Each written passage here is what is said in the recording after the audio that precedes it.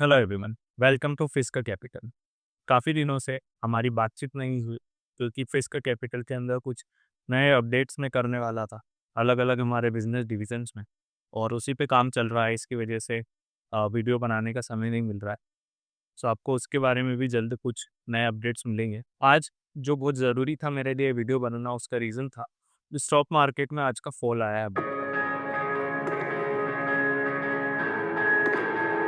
तो आप देख रहे होंगे, शायद आपने अगर फॉलो करते हैं तो, कि 2-3%, 3.5% तक कुछ पोर्टफोलियोज़ गिरे हैं। मार्केट की ओवरऑल न्यूज़ देखें तो काफ़ी सारे फैक्टर्स इसमें दिए जा रहे थे। सुबह-सुबह तो ऐसा लग रहा था कि ये नए क्वार्टर के जो अभी रिज़ल्ट आने वाले हैं जनवरी के अंदर और फरवरी के अंदर, उसके वजह से कि कुछ जगह एक्सपेक्टेड ऐसा रहा है, स्पेशली पब्लिक सेक्टर बैंक और बाकी पीएसयूज़ में, ये नंबर उम्मीद से कम आए और उसकी वजह से शायद ये डिक्लाइन होने लगा। फिर कुछ टाइम के बाद ऐसा लगने लगा कि जो एचएमपीवी वायरस के केसेस आए हैं इंडिया में, बेंगलोर में जो दो आइडेंटिफाइड हुए, एक अहमदाबाद में हुआ है, उसकी वजह से वो एक कोविड वाला पैनिक हो रहा है और शायद इसकी वजह से यहाँ पे लोग हेवी सेविंग कर रहे हैं। तो देखिए, रियलिटी का तो अभी सब समझ पाना मुश्किल है कि ये इतनी ज़्यादा गिरावट क्यों आई, जो पैनिक सेल करके लोग भाग रहे हैं या प्रॉफिट बुकिंग हो रही है, क्या हो रहा है। But there are few things जो हम यहाँ पे समझना चाहते हैं कि आगे हम क्या कर सकते हैं और ऐसे मार्केट में कैसे हमें नेविगेट करना है। तो सबसे पहले तो देखिए, पीएसयूज में अगर हम सिर्फ पब्लिक सेक्टर बैंक्स की बात करें तो उनके फंडामेंटल्स में ऐसा कुछ बहुत खराब नहीं हुआ है पिछले 2-3 क्वार्टर्स में, या ऐसा मुझे कहीं दिखाई नहीं दे रहा कि इनकी बुक्स में एकदम से एनपीएस बढ़ने वाला है या कुछ बहुत ज़्यादा कॉशन की ज़रूरत है। तो बेवजह इन स्टॉक्स को लोग सेल किए जा रहे हैं, उसका एक साथ सबसे बड़ा रीज़न मुझे यही लगता है कि एकदम से बड़े थे, फिर गिरे। लास्ट 1 ईयर में जब 23 और 24 आया, तब तक 100% कुछ पीएसयूज़ की रैली हुई थी। तो हो सकता है कि वहाँ पे उसके बाद एकदम स्टैग्नेंट हो गए, तो वहाँ पे जिन लोगों ने प्रॉफ़िट कमाया वो बेचने लगे और उसके बाद फिर कई टाइम से जब लोगों का पैसा नहीं बढ़ा तो वो फिर अब निराशा में सेल कर रहे हैं। बट मेरे हिसाब से इस तरह के स्टॉक्स में अनलेस आपके पास बहुत बेटर अपॉर्चुनिटीज़ है कहीं, कि वो आपको 3 गुना 4 गुना देने वाली है आने वाले समय में, और उसके कंपैरिजन में आपको पीएसयू में इतनी अपसाइड नहीं दिखती और आप सेल करते हैं, तो समझ में आता है। बट सिर्फ इसीलिए क्योंकि कि ये मेरा शेयर 6 महीने से नहीं बढ़ा है या 3 महीने से नहीं बढ़ा है, मुझे सेल करना है, मेरे हिसाब से उसकी कोई ज़रूरत नहीं है। और नंबर्स की बात करें तो 1-2 क्वार्टर में आप किसी स्टॉक को जज भी मत कीजिए। ये हमेशा एक गलत तरीका होता है एक इन्वेस्टर के लिए, तो वो आपको ध्यान में रखना होगा। दूसरी चीज़ आती है अब एचएफपीवी वारस की। तो देखिए, कई चीज़ें इसमें पहलू समझने के होते हैं कि क्या हमें आगे करना चाहिए। सबसे पहले तो हम ये समझ लेते हैं कि क्या अगर ये क्रैश आता है या वायरस का कुछ इम्पैक्ट भी होता है, तो इससे कितना नुकसान हो सकता है पोर्टफोलियो का, या हमें क्या सब बेच के भाग जाना चाहिए। तो देखिए, सिंपल सी बात है कि कोविड में भी क्या हुआ था, मार्केट गिरा, 3 महीने में मार्केट में रिकवरी हो गई।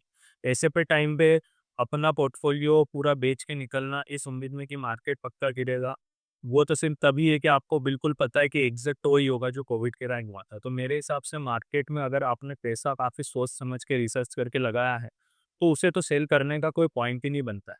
क्योंकि आप तो वैसे भी आगे ही सोच के लगाए थे कि ये शेयर मुझे 5 साल में डबल देगा, 10 साल में 4 गुना देगा, ऐसी कुछ आपकी कैलकुलेशन रही हो। तो उसके मुकाबले में अभी तो आपको 3 महीने 6 महीने हुआ होंगे शेयर मार्केट में, तो इसको सेल करने का कोई पॉइंट नहीं बनता है। दूसरा, अगर आपकी बात करें कि ये जो स्टॉक्स हैं हमारे, अगर मान लीजिए गिर जाते हैं और फिर नई बाइंग करनी होती है, तो उसके लिए पैसा नहीं मिल पाए अगर अभी शेयर सेल करके हम पैसा नहीं रखते हैं तो। तो देखिए, उसके लिए तो आपका ये जो एनालिसिस है वो बहुत तगड़ा होना चाहिए कि मार्केट 10 या 20 या 30% करेक्ट हो जाएगा, क्योंकि 2-5% करेक्शन के लिए पूरा पोर्टफोलियो सेल करके और वापस बाय करना एक बहुत ही बेवकूफ़ाना चीज़ होगी। ब्रोकरेज और इन चीज़ों में और कैपिटल गेन्स, इन सब में ही आपका इतना पैसा चला जाएगा कि वो आपको कुछ बहुत ज़्यादा प्रॉफिटेबल एक्टिविटी नहीं लगेगी, अनलेस आप 20-30% का इसके अंदर एक्सपेक्टेशन कर रहे हो। और अगर आपको ऐसा भी है 20-30% का और आपके बड़े पोर्टफोलियोज़ है, तो वहाँ पे आपके पास हेजिंग की अपॉर्च्युनिटी रहती है, अपनी कैपिटल को प्रोटेक्ट करने की, आप वो चीज़ें कर सकते हैं। हेजिंग के इंस्ट्रूमेंट जो होते हैं, ऑप्शन फ्यूचर, वो बेसिकली इसीलिए रिस्क मैनेजमेंट के लिए यूज़ होते हैं। आजकल उससे लोग सट्टा करने लग गए, वो एक अलग बात है। दूसरा, आप यहाँ पे इन शेयर्स के पोर्टफोलियो का और भी अलग तरह से यूज़ कर सकते हैं, प्लेजिंग वगैरह करके, और कैपिटल आप ले सकते हैं जिससे अपने पेन शेयर्स में इन्वेस्ट कर सके। तो अगर 20-30% डिस्काउंट में आपको दिख रहा है, तो वहाँ तो आपके पास बहुत सारा ऑप्शन है कैपिटल मार्केट से उठाने का, क्योंकि आप सर्टेन है कि आगे जाके शेयर बढ़ना ही है।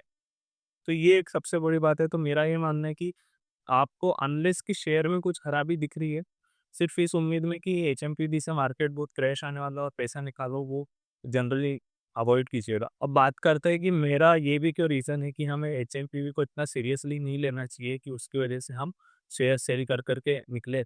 तो देखिए, कोविड के बाद भी ऐसा कुछ नहीं हुआ, जबकि कोविड एक ऐसा फेटल वायरस था जो इंडिया की और दुनिया की सारी पॉपुलेशंस पे इम्पैक्ट किया। और उसमें मेन इश्यूज़ क्या थे कि देखिए, स्टार्ट में जब कोविड आया था, वो इटली और चाइना में ज़्यादा इम्पैक्ट किया था, क्योंकि यहाँ की पॉपुलेशन एक तरह से हम कह सकते हैं ओल्ड पॉपुलेशन ज़्यादा है, कि यंग लोग इनमें कम हैं और ओल्ड लोग ज़्यादा हैं, जिसकी वजह से बीमारियाँ ज़्यादा होती हैं और यहाँ पे इसी वजह से जो फर्टिलिटी रेट है वो बढ़ता है। तो ये नॉर्मल डिसीज़ेज़ में भी आप देखेंगे तो इन देशों में ज़्यादा इम्पैक्ट पड़ता है, और अब क्योंकि ये ऐसे वायरसेस आने लग गए, उसकी वजह से भी ये आपको यहाँ पे ऐसा इश्यूज़ दिख रहे हैं। जहाँ तक चाइना की बात है, तो वहाँ पे और भी कुछ वायरसेस आए थे कोविड के टाइम पे, कोविड के आसपास और अभी कोविड के बाद भी। लेकिन उसका ग्लोबल इतना इम्पैक्ट नहीं हुआ जो कोविड का हुआ। दूसरा, कोविड का जो हमारा मेजर इम्पैक्ट हुआ था वो हुआ था सेकेंड वेव में, जिसके अंदर काफ़ी सारी डेथ्स हुई थी, क्योंकि वो यंग पॉपुलेशन पे ज़्यादा इफ़ेक्ट कर रहा था, ठीक है? तो वैसा अभी इसमें कुछ पता नहीं चला है कि एचएमपीवी भी यंग पॉपुलेशन पे ज़्यादा इफ़ेक्ट करता है। फिलहाल जो केसेज़ आ रहे हैं उसमें सबसे ज़्यादा इश्यूज़ आ रहे हैं 5 साल से कम के बच्चों को, या फिर उन एडल्ट्स को जिनके अंदर कोई पहले से बीमारियाँ मौजूद हैं। तो आपको पता है कि जो मेन वर्किंग पॉपुलेशन है और जो इकोनॉमी को चलाती है, वो इसके अंदर ना तो 5 साल से छोटी होती है, ना किसी बीमारियाँ उनमें ज़्यादा होती है। तो एज़ कम्पेयर टू कोविड, यहाँ पे हमारी इकोनॉमी में एक तरह सा हम कहें कि बहुत ज़्यादा इम्पैक्ट हो सकता है, उसके चांसेस कम है। सेकंड थिंग, लॉकडाउन, अनलॉक, ये सारी चीज़ें हम पहले ही प्रैक्टिकल कर देख चुके हैं। तो हमने देखा था कि जब सबसे ज़्यादा इम्पैक्ट आया, जो सेकेंड वेव थी, तब कोई लॉकडाउन नहीं लगा था, बल्कि एक मैनेज्ड तरीके से इकोनॉमी चलती थी और वहाँ पे क्वारंटीन और ये सारी चीज़ें ज़्यादा प्रेफर की गई थी compare to the first lockdown, जहाँ पे कोविड की एक्चुअल में 3 महीने के लिए पूरा देश बंद हो गया था और उसका इकोनॉमी पे ज़्यादा नुकसान हुआ था काफ़ी। तो इससे समझ में आता है कि अब शायद गवर्नमेंट ऐसी चीज़ों पे उतना ज़्यादा लॉकडाउन और इकोनॉमी को बंद करने का रिस्क ना लेगी, बल्कि उसके ऐसे सॉल्यूशंस ढूँढेगी जिसके अंदर कि आप की इकोनॉमी चलती रहे, बट जहाँ पे एहतियात लेंगे है वहाँ पे ही आप लो। तो मुझे नहीं लगता है कि इस तरह की एक सिग्निफिकेंट इम्पैक्ट, जिसमें आप सोचो कि 1-2 क्वार्टर एकदम बिज़नेस ज़ीरो हो जाएँगे और उस वजह से कुछ इंडस्ट्री ही खत्म हो सकती है। वैसा कुछ एचएमपीवी में दिखता नहीं है जिसकी वजह से इतना पैनिक लिया जाए। तो ओवरऑल मेरा यही सजेशन है कि मार्केट गिर रहा है, पैसा है तो लगाइए, नहीं है तो उसे वही रखिए। कहीं से भी आपको पैसा निकालने का तो अभी बिल्कुल समय नहीं है। और दूसरी चीज़, आप एसआईपीज़ के अंदर ज़्यादा फ़ोकस कीजिए, सिस्टमैटिक इन्वेस्टमेंट्स ज़्यादा कीजिए, क्योंकि आपको नहीं पता आने वाले 5 मंथ में क्या होने वाला है, 10 मंथ में क्या होने वाला है। So rather than putting everything today कि आज मैं 1 करोड़ लगा दूँ, हो सकता है कि आज आप 2% गिरावट देख रहे हैं, कल 20% की हो जाए। तो अगर ऐसा है, तो आपके पास पैसा हमेशा होना चाहिए इन्वेस्टमेंट के लिए, और अगर ये बढ़ भी जाता है तो कोई बात नहीं। आप बड़े में भी लगाएँगे तो एकदम से इतना ज़्यादा तो बढ़ नहीं जाएगा 20-50% की, उसके बाद वापस नहीं आएगा और आप सोचोगे कि इससे अच्छा पहले ही लगा देते। सो ये सारी चीज़ें आप समझ के रखिए। साथ ही साथ एक ऐसा फंड रखिए हमेशा जो आपको सडन बूस्ट या इन्फ्लो दे दे अपने पोर्टफोलियो में, 5 से 10% का वो कैश में रखिए। जो ऐसी गिरावट में आप बाय करो जिससे, और फिर जब वो एकदम आपको लगता है कि अब रिकवरी आ चुकी है, तो आप वो पैसा सेल करके अपने अकाउंट में वापस ले लो।